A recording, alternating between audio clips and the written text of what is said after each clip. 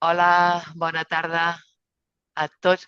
Perdó que si voy recibiendo a las personas, ¿eh? Bueno, bienvenidos a todos.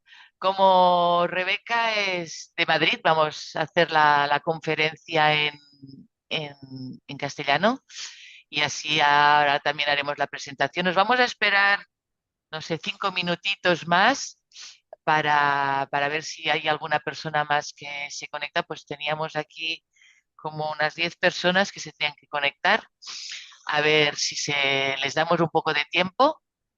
No sé si quieren mientras abrir el micrófono y quieren pues interactuar y hablar con Rebeca, conmigo, quieren ya alguna pregunta, pues estaremos encantadas, Ujú. tanto Rebeca como yo, de Por poder supuesto. atenderles. Bueno, Gracias. primero de todo me voy a presentar yo también, que no me he presentado, he empezado así a hablar directamente. Yo soy Ana de Malaika Viatges, que, bueno, pues juntamente con Rebeca, que ha sido la persona que ha diseñado este viaje, pues lo estamos organizando y espero que a todos ustedes les interese, que es muy interesante, les guste Invitando hasta y se aquí. animen a Eso, seguir adelante. No sé muchacho. si... Digui'm, ¿hay alguna persona? Sí, digui'm, senyor Oliver, diga. Buenas tardes, Rebeca. Hola, buenas tardes. No, estoy muy ilusionado con este viaje, realmente, ¿eh? Es una combinación de dos cosas que me gusta, oportunidad de naturaleza y bichos, y bueno, toda la parte de paleontología me parece excepcionalmente interesante. Muchas gracias. Después de que la escuche, señor Oliver, ya verá que todavía va a quedar más contento, porque es un fenómeno. Y Gracias, Ana, recuerdo gracias haber a los estado dos. con Eudald Carbonell paseándome por Atapuerca y fue fascinante. O sea que Sí, Sí, aquí estamos en el capítulo de antes.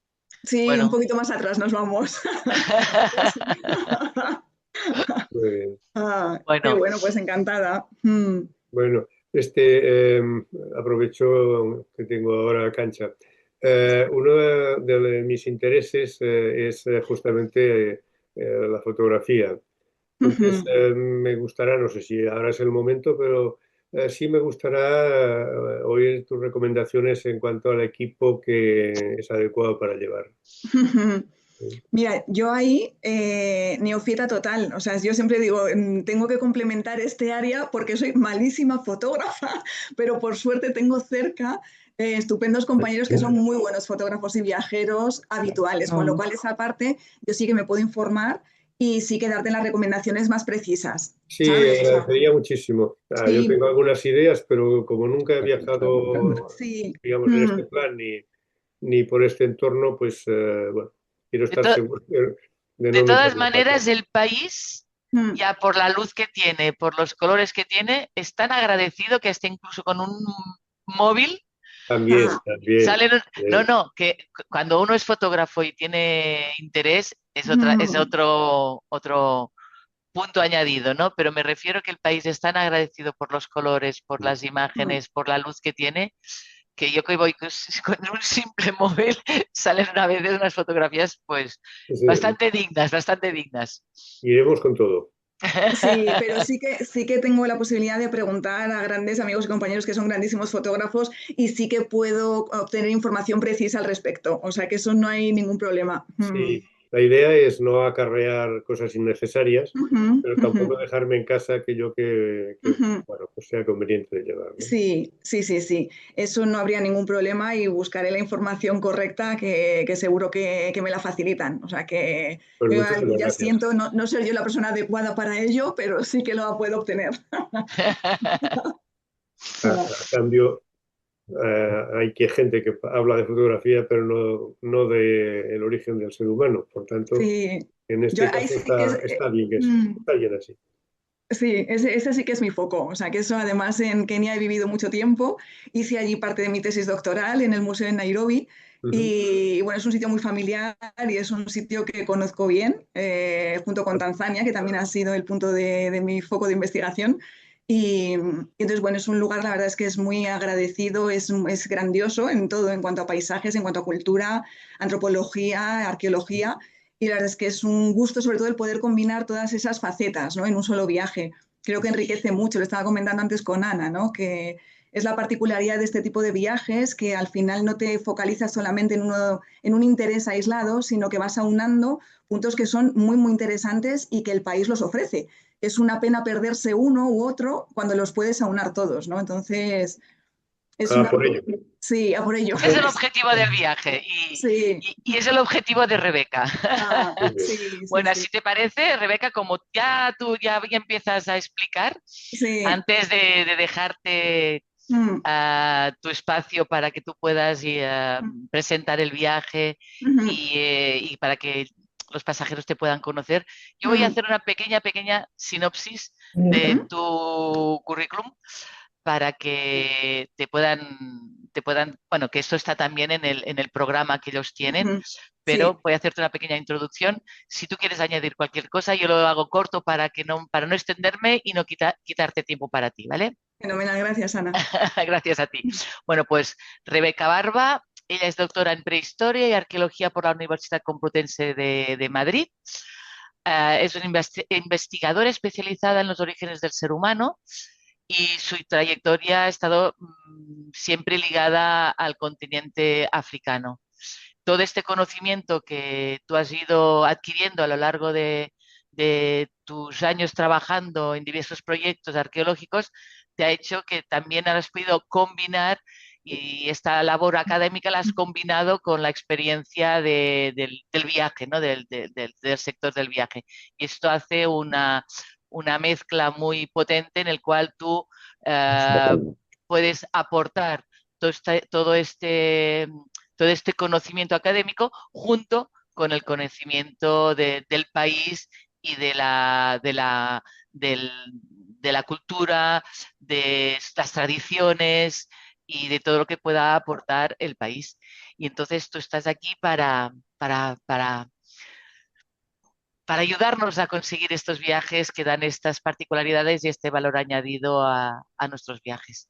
Y nada, Rebeca, darte la palabra para que tú puedas aquí presentarnos el viaje a Kenia que está previsto pues de las fechas, como bien dices aquí en la primera imagen, del 16 al 27 de septiembre.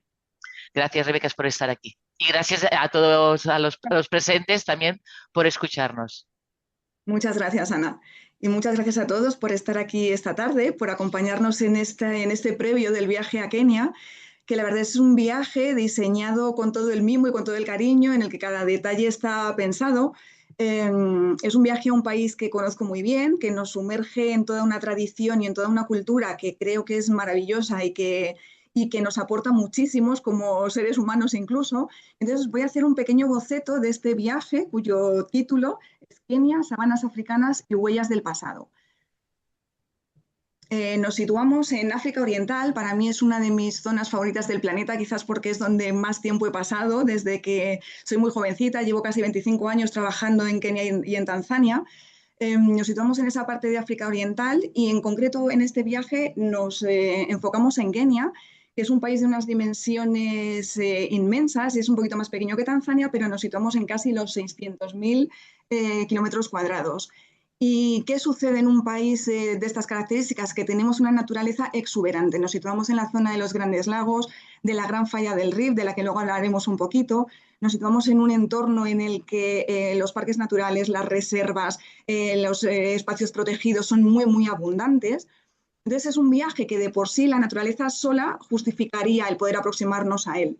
Pero una vez que vives allí, que trabajas, por supuesto, en mi ámbito, que es el ámbito de la evolución humana y del estudio de los orígenes del ser humano, creo, como comentábamos justo hace un poquito, no sé si estabais todos conectados, que quedarnos simplemente con el estudio o con la visita de los ecosistemas, de los parques naturales y de las reservas, podría ser un viaje maravilloso, pero para mí, que lo conozco desde otra perspectiva, el país, creo que nos quedaríamos cortos. Creo que es un país que ofrece muchísimo más y que nos enriquece mucho más y nos podemos aproximar a sus gentes, a sus tradiciones, a las distintas etnias a las que nos vamos a ir aproximando en este viaje y con un componente que nos va a llevar a nuestros orígenes, al pasado. Tenemos la historia, tenemos los ecosistemas, pero en la parte de la evolución humana creo que conforma un poco la identidad de estos países y creo que para nosotros es conectar con algo que nos hace reflexionar sobre nosotros mismos. Por suerte he podido trabajar durante más de 2 décadas en estos países y conocer muy en profundidad desde el trabajo de campo hasta la parte más académica, científica, investigadora de la disciplina. Y es lo que me gusta compartir un poco en estos viajes, ¿no? El poder enriquecer este safari, esta visita a los animales, esta fauna africana tan espectacular, con un componente mucho más cultural, más arqueológico y más cercano a nosotros como seres humanos, ¿no? Entonces, el enfoque que vamos a hacer en este viaje pues va a ser particular. Entonces vamos a recorrer zonas que probablemente los veréis, espacios que se recogen en muchísimos safaris en el país, en Kenia, pero les vamos a dar siempre una visión distinta, un enfoque diferente. Nos vamos a ir al sur del país, a espacios tan conocidos como son el Masai Mara o el lago Nakuru, pero siempre vamos a ir salpicando estas visitas de componentes culturales y arqueológicos. Esta zona rodeada con este círculo rojo en el mapa es por donde nos vamos a mover. Nos vamos a situar donde está la estrellita, que aterrizaremos en Nairobi, y a partir de aquí nos vamos a mover por el sur del país, excepto una incursión que vamos a hacer a una de mis zonas favoritas de Kenia, que es la reserva de Samburu. Entonces, esto es un capricho mío, que me gusta compartirlo con la gente que viene conmigo en mis viajes, que es subir un poquito a la zona central del país, porque ya nos encontramos en un ecosistema que es muy diferente al del sur. Es una primera aproximación a las zonas más desérticas del norte. Vemos justo ahí en el norte de Kenia un lago alargado que es el lago Turkana, que tiene muchísima riqueza arqueológica, pero no vamos a llegar, no porque no me encantara a mí llevaros allí, sino porque es una zona que tiene escasas infraestructuras. Entonces el viaje tiene otras connotaciones y otras peculiaridades, pero donde sí que vamos a llegar es a la reserva de Samburu y de allí luego nos dirigiremos hacia el sur. Lo que quiero en esta presentación es que nos llevemos todos una idea general de cuáles son los grandes temas y los grandes espacios que vamos a tocar a lo largo de este itinerario. Entonces vamos a empezar un poquito con este recorrido. Llegaremos a Nairobi, que es una ciudad, como se dice ahora, que está muy de moda, vibrante. Es una ciudad fascinante, la verdad, es un espacio muy particular porque se ha convertido en un centro económico y financiero de África Oriental, toda una referencia económica en el continente, y sin embargo es una ciudad que se ha ido ganando a la selva, con lo cual es una ciudad que todavía a día de hoy sigue siendo un sitio de contrastes muy, muy marcados. Tenemos rascacielos inmensos, una zona económica y comercial muy a la europea, podríamos decir, muy occidental, pero a la vez, como tenemos en la imagen aquí la jirafa con la ciudad al fondo, está rodeada de naturaleza y tenemos un parque muy cercano que tiene toda la fauna típicamente africana. Tenemos una vida muy desarrollada en algunos aspectos con una tradición muy local. Entonces es una ciudad muy llamativa, de muchos contrastes, y es el punto de partida de todos los safaris que se realizan en Kenia. Es el punto de llegada y es el punto de partida de vuelta. Entonces nosotros aquí haremos como una pequeña toma de contacto con la ciudad, haremos una visita por sus calles, visitaremos un centro de recuperación de jirafas. Entonces, bueno, para poder captar un poco el pulso de la ciudad, que es una ciudad bastante fascinante, allí hablaremos, voy a intentar aquí no enrollarme demasiado ni desvelar todos los contenidos que el viaje va a tener, ya lo podremos disfrutar allí in situ. Pero bueno, es una ciudad que tiene una historia muy particular y esa parte de la historia quiero que también la podamos vivir y la podamos narrar allí. Nairobi, me imagino que bueno, hay muchas personas que saben un poco cuál puede ser el origen de esta ciudad. Era un pequeño depósito ferroviario, un punto que se estableció a finales del siglo XIX, en la transición al siglo XX, entre Mombasa y Uganda, cuando se estaba estableciendo el ferrocarril que iba a unir esas dos áreas en la época del Imperio Británico. Con lo cual fue una ciudad que surgió prácticamente como un pequeño asentamiento, un pequeño peaje que el Imperio Británico situó en mitad de la sabana africana, porque las características del lugar facilitaban que hubiera abastecimiento de agua, está elevado, con lo cual estamos a partir de 1800 metros, con lo cual los mosquitos de la malaria se reducían. Entonces, bueno, era un enclave que ofrecía según qué facilidades para que se convirtiera en un asentamiento, inicialmente, ya os digo, solamente como sustento a esa línea ferroviaria, ese famoso tren lunático que conectaba Mombasa con el interior, con la región de los Grandes Lagos. Entonces, ese fue el origen de la ciudad. Se generó posteriormente por ese atractivo económico que se fue desarrollando toda una atracción de los colonos británicos de la época, empezando a desarrollarse desde clubs privados, unas zonas muy, muy interesantes, muy blancas, muy coloniales, con toda una historia detrás, de la que también tendremos ocasión de hablar un pelín más adelante. Se empiezan a establecer los primeros alojamientos en la ciudad, y uno de ellos, que lo recojo aquí porque va a ser nuestra base en Nairobi, para mí es un sitio que tiene muchísimo encanto. Yo vivía ahí en Nairobi, justo al lado de este sitio, tiene un pozo histórico que todavía se palpa en el ambiente, y se trata del hotel de Norfolk, Fairmont de Norfolk. Este hotel se fundó, se abrió por primera vez en las Navidades del año 1904 y se convirtió en el epicentro de toda la acción de los colonos blancos de la época. Ha sido un lugar por el que han pasado todo tipo de políticos, desde Churchill, Roosevelt, literatos, escritores, viajeros, investigadores. Parte de las escenas de Memorias de África se rodaron aquí también. Entonces es un sitio que tiene todo un pozo histórico que todavía se puede percibir. Y este ha sido el lugar que hemos elegido en Nairobi para pasar nuestras noches. La imagen de abajo a la derecha es la imagen actual del hotel y se encuentra en una zona muy cercana, en la zona Westland de Nairobi, que está muy cerca del museo, que es la primera visita que haremos nosotros en la ciudad. Este museo, el Nairobi National Museum, es el epicentro de toda una red de museos que hay establecida en el país. En Kenia, el gobierno intentó establecer distintos puntos a lo largo del país que recogieran un poco toda la tradición cultural y evolutiva del país. Este es el epicentro, es el Nairobi National Museum. Entonces, aquí lo que vamos a hacer es hacer una primera visita de las exposiciones. No es un museo muy grande, visitaremos las exposiciones. Hay una parte que a mí me interesa muchísimo, que es donde yo he trabajado durante bastantes años, y que lo convierte en uno de los lugares más emblemáticos para los estudios de la paleoantropología a nivel mundial actualmente. Este museo tiene un departamento de paleontología y de arqueología muy relevantes que fueron fundados en los años 30 por el matrimonio Leakey, matrimonio de paleoantropólogos.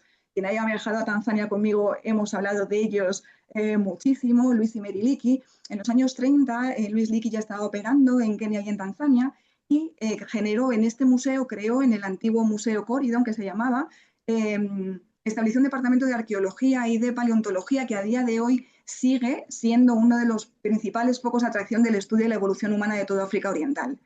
Aquí se han almacenado, hasta periodos muy recientes, todos los grandes fósiles de todos los yacimientos arqueológicos de África Oriental, hasta que Etiopía inauguró su museo en Addis Abeba, en Tanzania se inauguró el museo rehabilitado hace escasos años en Dar es Salaam. Todas las colecciones de los grandes yacimientos de África Oriental se almacenaban en este museo. Era un punto de atracción de todos los investigadores de todo el mundo. Aquello en julio-agosto era un fervor de investigadores. Es un museo chiquitito, pero estaba la creme de la creme en este sitio. Yo realicé aquí gran parte de mi tesis doctoral revisando los materiales de muchos de estos yacimientos arqueológicos de Kenia y de Tanzania. Y posiblemente por este vínculo se me ha facilitado el que podamos acceder, que a mí me parece un auténtico lujo, el poder acceder a las zonas privadas de investigación de este museo. Yo he solicitado un permiso porque me parece que quedarnos solamente de puertas para afuera nos hacía perdernos mucho de la esencia de este museo. Entonces me han concedido un permiso para que podamos acceder a las zonas privadas de investigación. Allí podremos hablar de los materiales que se almacenan, de cómo se generó este museo, de la relevancia de la paleoantropología en esta zona de África Oriental y visitaremos parte de estas colecciones. Entonces, bueno, para mí me parece que es un pequeño lujo y me parece un privilegio poder enseñarlo. Entonces, bueno, tendremos la visita de la parte externa de la exposición, pero también de las zonas internas de investigación, donde a día de hoy todavía parte de la familia Leakey sigue ejerciendo su labor de investigación, sobre todo en la zona del lago Turkana. Desde Nairobi, que será nuestro punto de partida, como os decía, nos vamos a dirigir hacia el norte un poquito, nos vamos a desplazar a la zona central de Kenia, atravesaremos el monte Kenia, imponente, impresionante donde los haya, es la segunda montaña más elevada de todo África después del monte Kilimanjaro.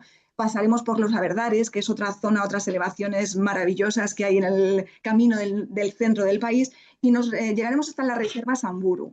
La reserva Samburu para mí es un sitio especial porque tiene unas particularidades que no se encuentran en los parques del sur. Y de ahí que tengamos este desplazamiento, que parece que nos alejamos un poco, pero que creo que tiene sentido y que nos aproxima a otra realidad un poquito distinta. Hablamos de la Reserva Nacional de Samburu, pero en el fondo se trata de 3 reservas juntas, Samburu, Buffalo Springs y Shaba, que están vertebradas por un río. Tenemos aquí las imágenes a la izquierda, que es el río Ewaso Njiro. Y este río es el que vertebra estas 3 reservas y es por donde nos moveremos en esta incursión en la reserva de Samburu.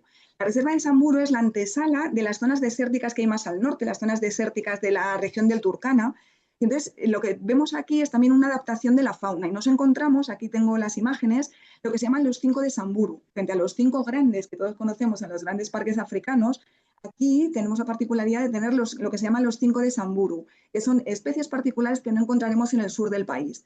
Son especies como puede ser la cebra grevi, que es la que tenemos ahí en primer lugar, el antílope Oryx beisa, que es un animal ya de zona predesértica, la jirafa reticulata, que es una especie diferente a la que tenemos la jirafa Masai Mara en el sur, un avestruz también particular de esta zona, y en la imagen de abajo a la derecha tenemos el gerenuk, que es lo que se llama el antílope jirafa, con ese cuello largo adaptado a poder consumir, son ramoneadores, esas hojas que están en zonas más altas.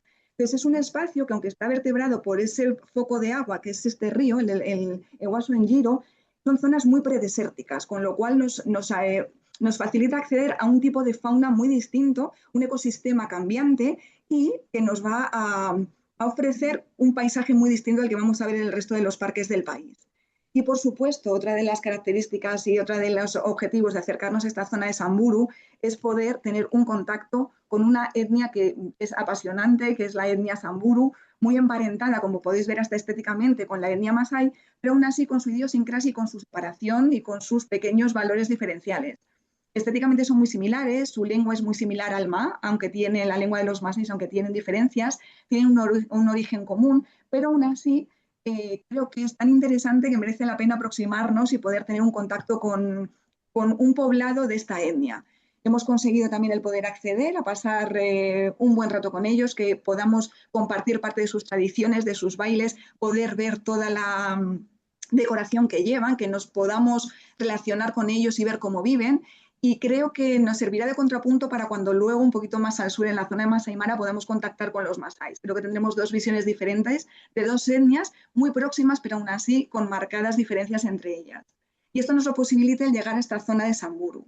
Desde aquí, después de visitar esta reserva, después de estar con la población Samburu, volvemos de nuevo hacia el sur. Tenemos aquí el lago Nakuru, la flechita que hay en la parte de la izquierda. Nos dirigiremos hacia el sur y nos vamos a ir aproximando a lo que ya es propiamente la zona de los grandes lagos africanos. Empezaremos por el lago Nakuru, que es un espacio maravilloso, es un espacio con características muy particulares, como puede ser la presencia del rinoceronte blanco, como puede ser una de las mayores poblaciones de los flamencos enanos, del léser flamenco, que viene aquí a alimentarse, a criar, y que está muy vinculado, ya lo veremos luego en un mapa más general, toda esta zona está muy vinculada con el norte de Tanzania, con el lago Natron, por ejemplo, ¿no? Entonces aquí tenemos migración de estas poblaciones del lago Natron hacia el lago Nakuru, y aquí lo que tenemos es un espacio de uno de los grandes lagos africanos, uno de los grandes lagos muy alcalinos y muy salados, que nos va a explicar parte de por qué la evolución humana también se produce en esta zona del Valle del Rift Oriental, ¿no? Esta zona del lago Nakuru está estrechamente vinculada con otro laguito que vamos a visitar que está muy cerca, que es el lago Elementaita o Elementaita. Es un lago mucho más chiquitito y que está vinculado tanto con el Nakuru como con el Bogoria, en lo que se llama el sistema de los grandes lagos de Kenia, en el Valle del Rift. Esta es una zona tan particular y tan especial que fue declarada en el año 2011 como Patrimonio de la Humanidad por la UNESCO, y son tres lagos, estos tres que comento, el lago Nakuru, el Elementaita y el Bogoria, están conectados subterráneamente. El Bogoria está además bastante más desplazado hacia el norte, no pasaremos por él, y sin embargo forman un sistema de lagos común, de lagos alcalinos muy, muy salados y que representan un ecosistema único. Entonces hay una gran diversidad. Hablamos de la gran presencia sobre todo de los flamencos, que es muy llamativo y que es una de las características de estas zonas.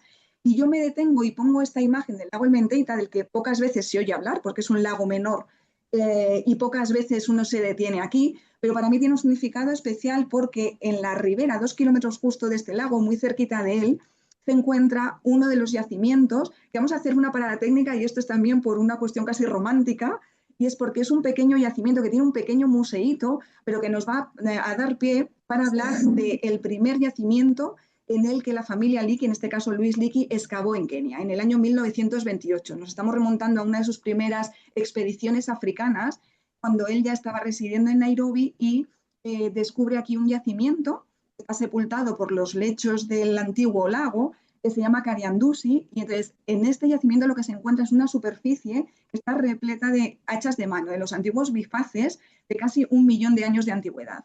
Entonces este sitio se ha excavado muy poquito, es un sitio que apenas se visita y que sin embargo para mí tiene la importancia de ser el primer sitio que los paleoantropólogos, en este caso Luis Leakey, encontraron, descubrieron y en el que se focalizaron en África Oriental. A partir de aquí empezaron a considerar que quizás la mirada de los científicos de la época se tenía que llevar a África para estudiar el origen del ser humano. Entonces fue un sitio que tuvo una importancia muy relevante a la hora de centrar los estudios de la paleoantropología de la época en el continente africano. Aquí nos detendremos, aquí pararemos y podremos visitar este pequeño museito de sitio y pues podré contar con detalle la historia de las investigaciones de este yacimiento en concreto. Y este yacimiento nos lleva hasta un lago cercano, el siguiente lago que vamos a visitar en esta zona, que es el lago Naivasha. Es un lago fascinante, es un lago rodeado, estamos, os recuerdo, en la zona del Valle del Rift, zona volcánica por antonomasia, muchísimo movimiento tectónico, muchísimas elevaciones, muchísimos volcanes y en este caso en particular nos encontramos con uno de los pocos lagos de toda la región de los grandes lagos africanos que es de agua dulce. Tiene muchas urgencias y muchos manantiales subterráneos de agua que lo hacen ser dulce. Y esta es una particularidad y una especificidad que no encontramos en muchos grandes lagos del interior del Valle del Rift.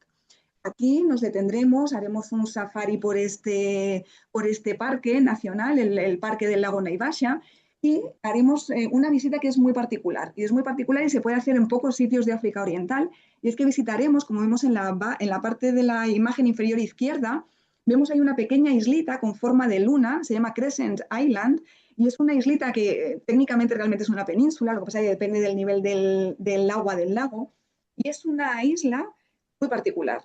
Empezamos, si queréis, con la parte más literaria, y es que aquí, en parte más cinematográfica, aquí se rodaron muchas de las imágenes de Memorias de África, por ejemplo, pero por otro lado presenta una particularidad muy interesante y es que no tiene grandes predadores. Es una islita que está prácticamente siempre desconectada de la parte continental y entonces es una isla en la que los animales se ha convertido en un santuario, los animales y la fauna que existe allí no está amenazada, no tiene predadores, con lo cual las energías y la manera de estar de esos animales es diferente.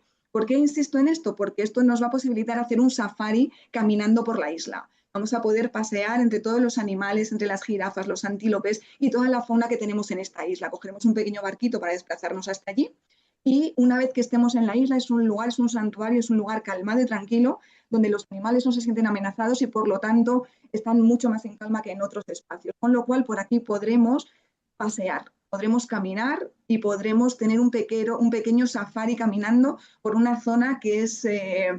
bueno, pues es realmente particular y algo muy diferente a lo que hacemos en el resto de los safaris, que siempre vamos en los jeeps y que no nos podemos bajar porque son zonas donde hay fauna salvaje y por seguridad no nos podemos bajar de los vehículos, excepto en las zonas autorizadas. Entonces aquí en Crescent Island vamos a tener la oportunidad de poder disfrutar de este safari caminando.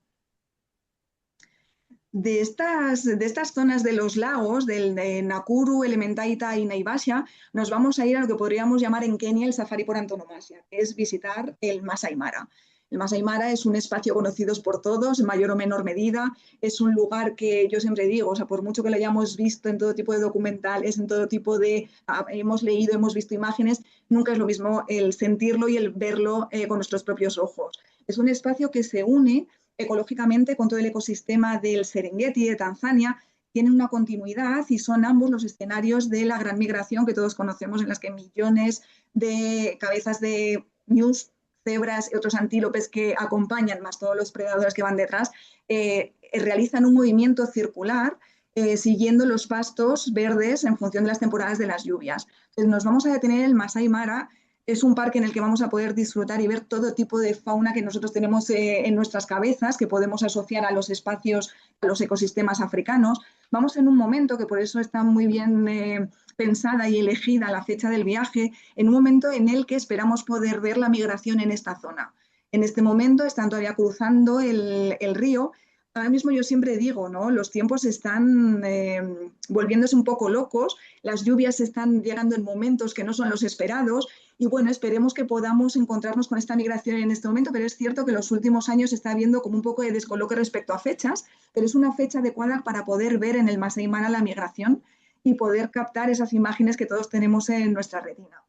En esta zona de Masai Mara nos adentraremos en el parque, pero también vamos a tener el contacto con un poblado masái en la zona de Talek. Es un poblado que está en la antesala del Masai Mara. Entonces aquí vamos a poder tener ese contacto que creo que es enriquecedor y que es fascinante y que es necesario en este tipo de viajes, el poder aproximarnos a una etnia como es la Masái, que todos tenemos mucha información en principio sobre ellos, pero que hay que tocarlo, hay que sentirlo, hay que verlo, hay que vivenciarlo, y creo que es una ocasión fascinante para en este pueblo, en Talek, poder tener este contacto un poco más cercano y poder conocer estas tradiciones un poco más de cerca. Podremos estar con una familia masái, podemos estar en un poblado, podremos acompañarles, estar con ellos, nos enseñarán cómo viven, y a partir de ahí realmente llevarnos una imagen de lo que es una etnia tan particular, tan tradicional, tan vinculada a la tierra, como es el caso de los masíes que ocupan estas tierras altas del norte de Tanzania y del sur de Kenia.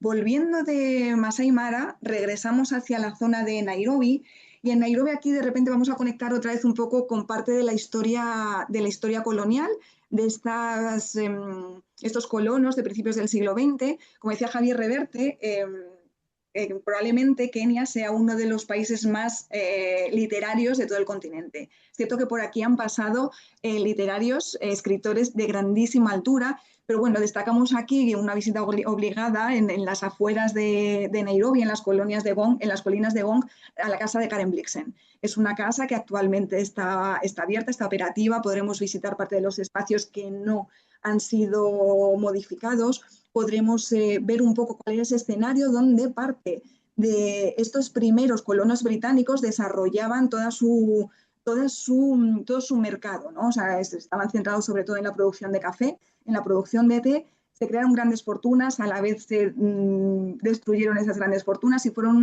unas épocas muy enriquecedoras en algunos momentos y muy convulsas en otros. Entonces tendremos ocasión aquí de hablar un poquito de toda esa tradición, de toda esa historia como más colonial y más contemporánea que ha vivido y que ha sufrido también en parte este país, ¿no? O sea, ha tenido una historia muy marcada por todo el colonialismo, y aquí podremos tener ocasión de hablar sobre ello. Hablaremos, por supuesto, de Karen Blixen, pero también como una imagen o como un icono de toda esa vivencia que tuvieron todos los blancos que vivieron en esta época en el África colonial. Voy a centrarme un poquito también, dejando esta parte de la historia colonial, esta parte de los espacios naturales y de los ecosistemas y de la fauna, en una parte arqueológica a la que vamos a dedicar una última jornada en el viaje. Y me gustaría contextualizar un poco, siempre lo hago y a veces me repito, lo siento si alguien me está escuchando por segunda vez porque me suelo repetir, y es hablar de la falla del Rift, hablar de este accidente geográfico que es el que nos va a guiar en la última jornada en el viaje a Kenia, porque vamos a visitar dos sitios arqueológicos que son fundamentales para comprender la evolución humana del continente. He escogido además estos dos, uno pues porque es uno de los sitios clásicos, como puede ser la garganta de Olduvai en Tanzania, pero en el caso de Kenia es Olorgesailie Site. Y otro que es Cantis Fossil Site, lo he elegido porque es un yacimiento actual que a día de hoy se está excavando y que a día de hoy está ofreciendo restos de Australopithecus afarensis. Es el yacimiento más meridional de todo el país, que a día de hoy se está excavando. Entonces es como irnos un poco a los extremos, desde un yacimiento clásico, como es Olorgesailie, hasta uno de los yacimientos más actuales, que es el de Cantis Fossil Site. De nuevo aquí he conseguido el permiso, que no es nada habitual para visitar este yacimiento, a través del museo, que es donde yo trabajé, y Emma Mbua, que era la conservadora paleontóloga del museo, es la directora de esta excavación, con lo cual me ha facilitado el poder visitar y poder hacer una entrada en este yacimiento que no está fuera de todos los circuitos turísticos, como os podéis imaginar. Entonces, en África tenemos este gran accidente, que es la Gran Falla del Rift. Lo tenemos casi desde la zona del Levante Mediterráneo hasta el sur de Mozambique. Tenemos este gran accidente geográfico que va a terminar por fracturar el continente. Toda esa parte de la placa somalí de África Oriental se terminará por desgajar del resto del continente. Y en ese camino lo que nos estamos encontrando es, en esa apertura van emergiendo y generándose estos grandes lagos, un gran vulcanismo en la zona, una gran tectónica, que lo que facilita es que no solamente vayan emergiendo y se vayan exponiendo registros antiguos, registros del Pleistoceno, que nos ofrecen yacimientos de cronologías de 2, 3, 4 millones de años, sino que también, precisamente por el vulcanismo y esa gran tectónica de la zona, las erupciones volcánicas posibilitan la preservación de estos yacimientos. Esta ceniza volcánica nos facilita una rápida fosilización de estos restos, y que se preserven yacimientos en condiciones totalmente prístinas. Son yacimientos que nos ofrecen una calidad de los materiales que es excepcional para la antigüedad que tienen, y eso nos posibilita que podamos hacer unas investigaciones mucho más certeras estudiando estos materiales de una preservación tan peculiar y tan característica.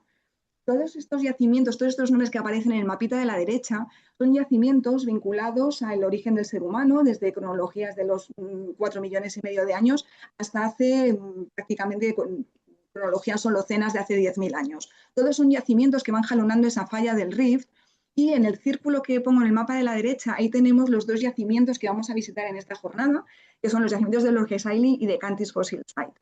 Nos situamos justo en la parte más oriental del lago Victoria, en lo que se llama el Gregory Rift Valley, que es esa parte oriental en la que se separa el Valle del Rift. Por un lado nos vamos hacia la parte de Uganda, en la parte occidental, en la parte al oeste del lago Victoria. Por otro lado, tenemos esa parte más oriental, que es la llamada el Gregory Rift Valley, que es en la que nos vamos a mover en este viaje. Vamos a ir desplazándonos por sus paisajes. Cuando vayamos al lago Nakuru estaremos viendo esos grandes lagos que emergen, estaremos viendo todo el vulcanismo, veremos el monte Kenia, veremos los Aberdares, y aquí visitaremos este yacimiento. Entonces, en el mapita de la izquierda veis 2 estrellas rojas, que es donde se sitúan estos yacimientos. Y pongo este mapa porque quiero vincular estas visitas que vamos a hacer, y ya allí lo narraré con calma y me detendré en ello. No son yacimientos aislados, sino que se vinculan con todo lo que nos encontramos en el norte de Tanzania. De Nairobi, que lo tenemos en ese mapita en la parte superior de la imagen, tenemos estas 2 estrellas, que es donde se sitúan estas zonas arqueológicas, pero si seguimos hacia el sur conectamos con el lago Magadi y con el lago Natron de Tanzania. Entonces, todo esto nos lleva hasta la zona de Olduvai y la zona de las huellas de la Etoli, donde tenemos representantes del origen del género Homo, de los primeros Homo habilis, y tenemos representantes también del Australopithecus afarensis en las huellas de la Etoli. Entonces, todo esto son espacios que están conectados, que evolutivamente estaban conectados. Lo que pasa es que ahora tenemos, pues eso, la visita a un país, la visita a otro país, pero ecológicamente, geológicamente estamos hablando del mismo sistema. Con lo cual, ahí tendremos ocasión de poder vincular unas zonas con otras y de poder conectarlas, tanto ecológicamente como evolutivamente.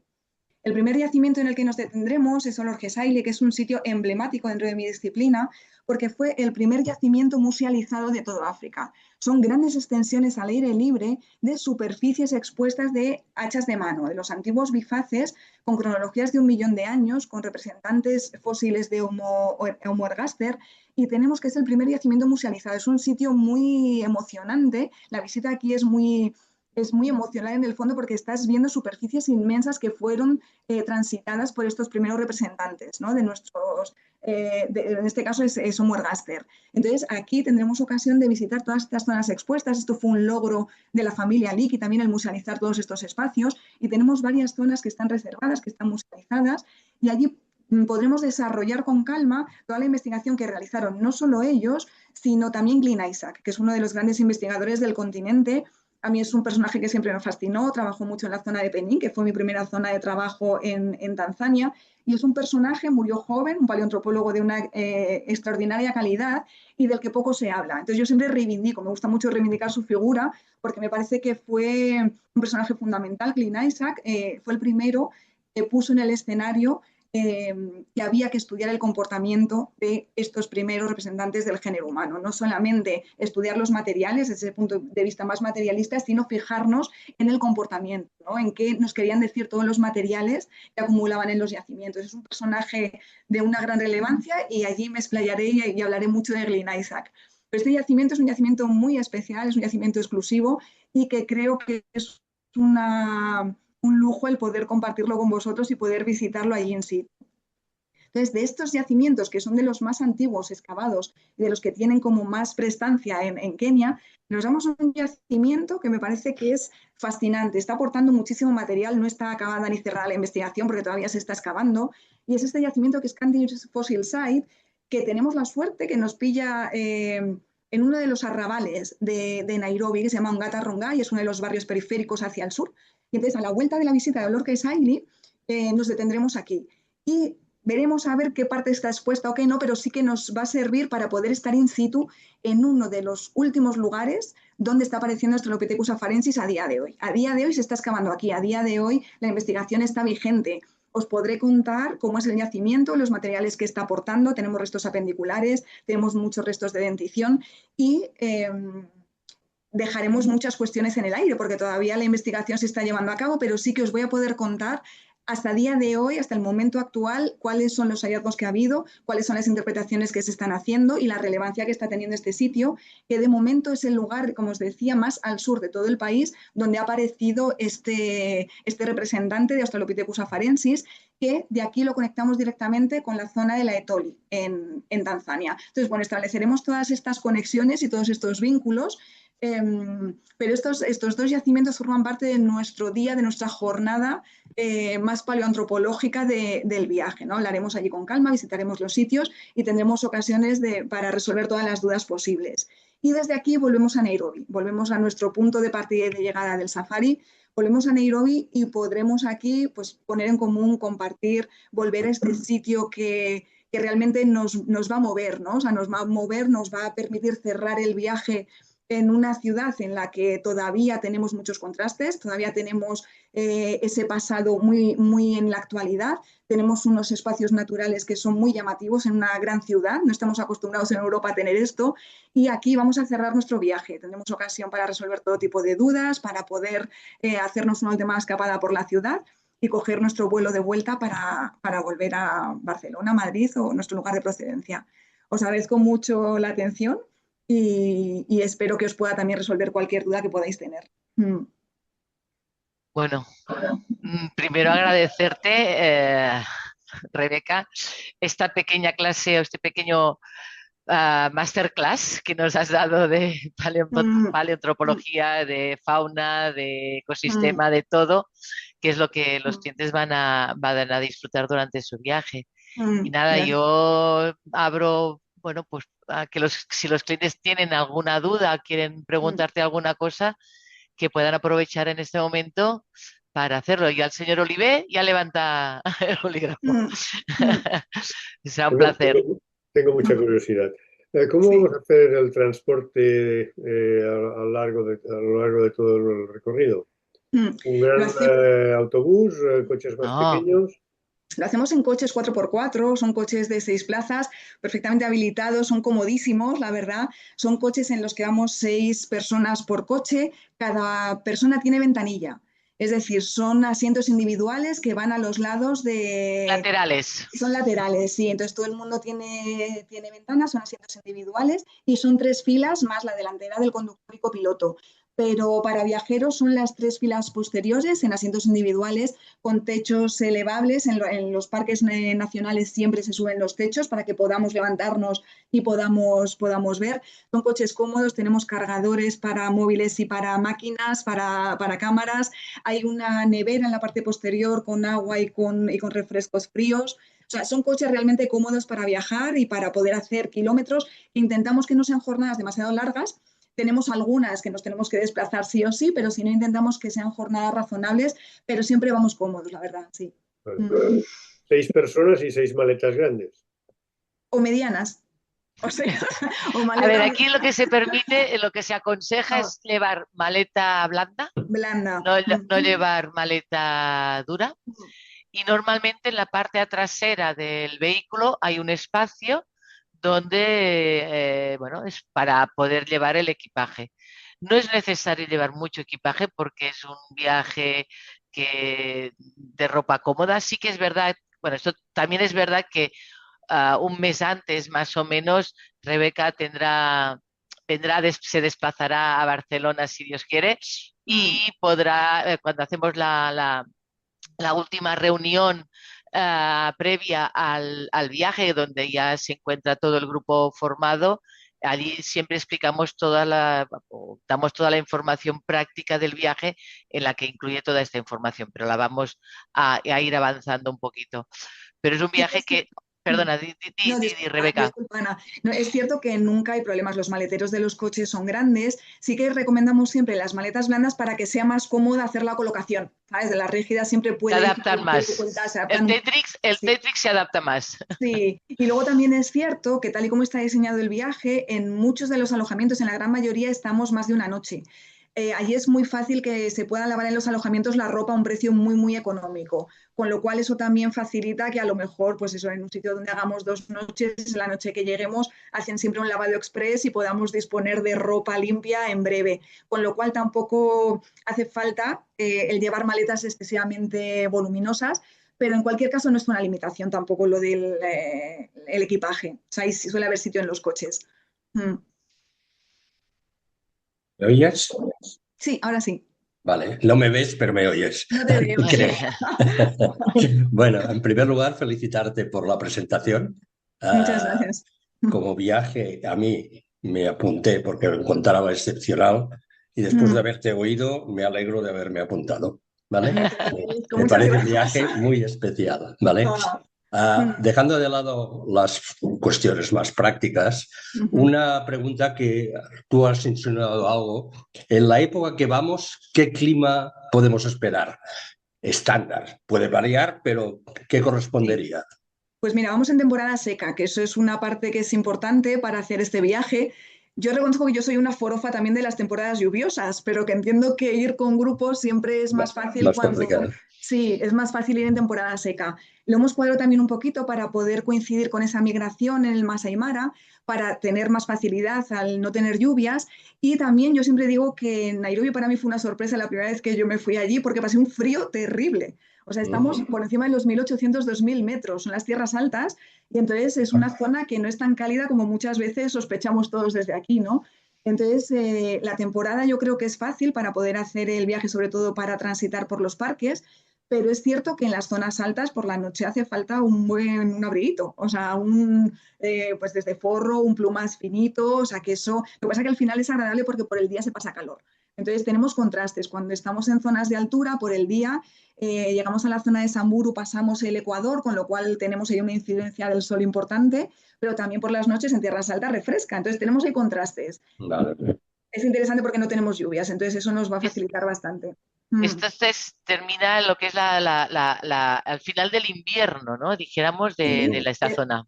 sí, sí, sí, sí. Y yo, bueno, yo cuando vivía allí pasaba muchos agostos y pasaba frío, frío en Nairobi. O sea que es cierto que no nos podemos a lo mejor olvidar que las lluvias tampoco son matemáticas, con lo cual nos pueden caer. Ya. O sea, no estamos en temporada de lluvias, pero eso a lo mejor no nos evita el que algún chubasco nos caiga, ¿no? Pero bueno, es una temporada favorable, la verdad. Mm. Pero sí que es verdad que se tiene que llevar un poco de todo, ¿no? Sí, Pues sí. una prendas Mm. de abrigo. Yo siempre digo que hay una prenda que es básica, que es el buff, porque Ah, es, porque es una cosa que no ocupa lugar, es muy pequeña, te lo pones en el cuello, que hace mucho frío, te lo pones y te cubre la cabeza, las mm. orejas, y esto es, es, Sí, es sí. el elemento básico para este viaje, ¿no? Sí, yo Quizás. siempre recomiendo Todo- básicos, mangas largas también, mangas largas pues por el sol, por mosquitos. sí, sí. Estamos en temporada mínima de mosquitos y en zonas altas, con lo cual es un factor que queda bastante minimizado, pero bueno, siempre la precaución es fundamental y entonces mangas largas, un chubasquero siempre dentro ropa cómoda. O sea, al final hacemos muchas horas de coche y se trata de estar cómodos. Tenemos la facilidad esa de poder lavar en los alojamientos y ropa cómoda y de deporte blanda que sea floja y que no nos haga estar incómodos la propia ropa, ¿no? Mm. ¿Hay algún Tiene- tema de vacunaciones? Ninguna obligatoria, Vale. ninguna obligatoria en el país. Yo siempre, por supuestísimo, recomendación básica, visita a centros de vacunación internacional y que nos informen, que tengamos una decisión consciente e informada y cada uno, realmente son decisiones personales, obligatoria no hay ninguna. Hecho de ver. Mm. Vale. De todas maneras, en esta reunión informativa previa al viaje, eh, en el dossier que nosotros entregamos, ya hay toda esta información Vale. de recomendaciones de ropa, lo que son los enchufes, la temperatura, Mm. el clima, todo Mm. esto lo Vale, detallamos vale. en Y este en dossier. persona hablaremos, ya Claro. cuando yo pueda desplazarme a Barcelona, allí todo lo que queráis, lo más cercano el viaje, ahí hablaremos tendidamente lo que queramos. Mm. Mm. Vale. Aclarar cualquier duda Sí. que puedas tener a la hora de Mm. preparar la maleta. Diga, Mm. señor Olivé. Em, pregunta, si esperamos caminatas largas, cortas, ¿cómo funcionará esto? Ya entiendo Todo. que subidas y bajadas no hay muchas, pero No. Y vamos a tener mucho más coche. Yo me gustaría, en fin, es que no me da tiempo en 10 días a concentrar todo lo que me gustaría hacer, pero en el fondo hacemos más coche que caminatas. O sea, cuando visitamos al poblado Masái, a los Samburos, cuando vamos a tener ocasión de caminar más, cuando estemos en Crescent Island también un poquito, es todo cómodo, fácil, o sea, no es una limitación para absolutamente nadie, no, lo del no caminar. es tanto como limitación, es simplemente informativa, quiero decir. Sí, no, pues es todo cómodo. No eh, saldremos una mañana para regresar a la noche después de no, caminar 22 kilómetros. nada, cero. No, no, no. Será un Bem. paseo. Serán caminatas sencillas, tranquilas, realmente visitando, viendo animales de cerca en la isla o visitando el poblado Masái. O sea, no vamos a tener ninguna caminata real, o sea, ningún desplazamiento grande ni dificultoso, por supuesto. Mm, Gracias. mm. Pues vale. Bueno, sí, no sé si tienen alguna duda. De todas maneras, a lo largo de aquí hasta septiembre, cualquier duda que que pueda surgir, se ponen en contacto conmigo. Yo intento ayudarles y si en aquel momento pues no lo sé, consulto a Rebeca y Pues, les mantenemos informados. Solo faltaría. mm, mm, Muy bien, puesto. perfecto. Perfecto, pues muchas gracias por todo. Muchas gracias a vosotros, un placer. Gracias, Vale. Rebeca, Gracias. Gracias a por vosotros. estar aquí con nosotros. Gracias, muy Encantada. amable. Gracias. Ah, Buena tarde.